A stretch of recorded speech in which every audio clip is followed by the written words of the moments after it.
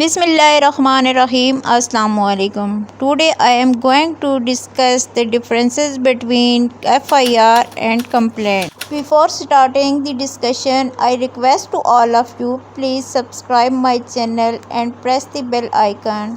तो आइए डिस्कस करते हैं कि FIR और कंप्लेंट में क्या फ़र्क है।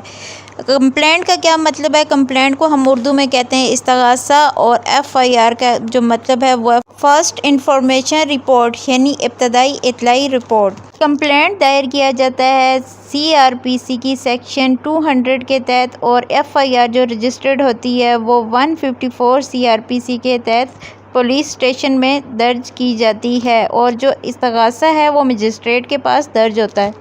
FIR हमेशा कॉग्निजेबल ऑफेंस में दर्ज की जाती है, यानी काबिल दस्त अंदाज़ी।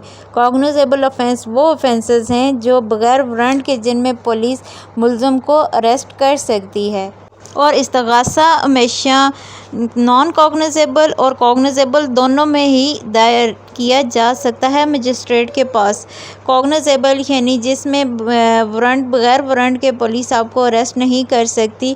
ये दोनों में कॉग्निजेबल और नॉन कॉग्निजेबल दोनों में इस्तगासा दायर किया जा सकता है। अच्छा, कंप्लेंट में यहाँ पे एक और बात बताती चलूँ कि कंप्लेंट जो होता है, एलिगेशन जो लगाई जाती हैं उसमें विच में be oral or written filed before magistrate. तो रिपोर्टिंग के वक्त देखा जाएगा, जब भी आप कोई ऑफेंस होता है किसी भी जगह पे, तो रिपोर्टिंग के वक्त देखा जाएगा कि आया कि ये जो ऑफेंस हुआ है ये कॉग्निजेबल है या नॉन कॉग्निजेबल है।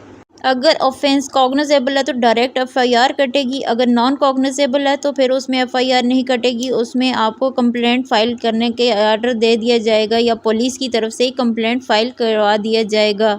जब भी कोई ऑफेंस होता है तो आप FIR दर्ज करवाने पुलिस स्टेशन में जाते हैं, तो वहाँ पुलिस स्टेशन का जो SHO होता है वो इससे इनकार कर देता है कि उसने FIR रजिस्टर नहीं करवानी। तो इस सूरत में आप SP जो मुतलका SP आपकी जुरिस्डिक्शन का, आप उसके पास जाके एप्लीकेशन मार्क करवा के लाएंगे और थाने में देंगे, और SHO उस एप्लीकेशन के पे कार्रवाई करेगा और FIR रजिस्टर्ड करवा देगा। इन केस अगर फिर भी जो पुलिस ऑफिसर है यानी SHO है वो इस पे कार्रवाई नहीं करता, तो इस सूरत में आपने जस्टिस ऑफ पीस के सामने एक पिटीशन फ़ाइल करनी है।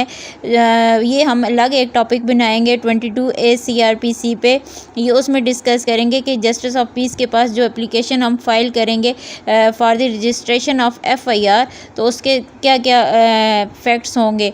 तो यहाँ पे सिर्फ यही बताती चलूँ कि एप्लीकेशन फ़ाइल करेंगे आप, और इस तरह से आपकी FIR रजिस्टर्ड हो जाएगी।